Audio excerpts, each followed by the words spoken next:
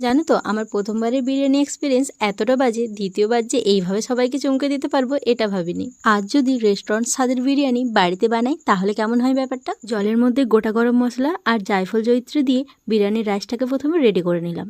বাড়িতে যে সমস্ত মশলা দিয়ে সাধারণত চিকেন রান্না করা হয় সেই সব আর বিরিয়ানি মশলা দিয়ে চিকেনটাকে বেশ ভালোটি করে ম্যারিনেট করে তেলের মধ্যে দিয়ে এখন আমি চিকেনটাকে ভালো করে কষিয়ে নেবো। এবার আসে লেয়ারিংয়ের পালা। তার জন্য মা এখানে বেরেস্তার তেলটাকে একটা পাত্রে বুলিয়ে নিল।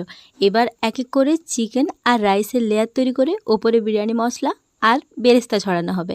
তার ওপর আবার চিকেন আর রাইসের লেয়ার তৈরি করে সব শেষে কেশর আর মিঠা আতর মেশানো দুধ ছড়িয়ে বেরেস্তা ছড়িয়ে বিরিয়ানি মশলা ছড়িয়ে ঢাকনা দিয়ে পাত্রটাকে আমি বসিয়ে দিচ্ছি স্টিমে 10 মিনিটের মতো। সিরিয়াসলি এতটা সিম্পল ওয়েতে বানানো বিরিয়ানিও যে রেস্টুরেন্টের মতো টেস্টি হতে পারে সেটা এই বিরিয়ানিটা ট্রাই না করলে বোঝার উপায় নেই। তোমরাও কিন্তু অবশ্যই একবার ট্রাই করো and subscribe for more videos.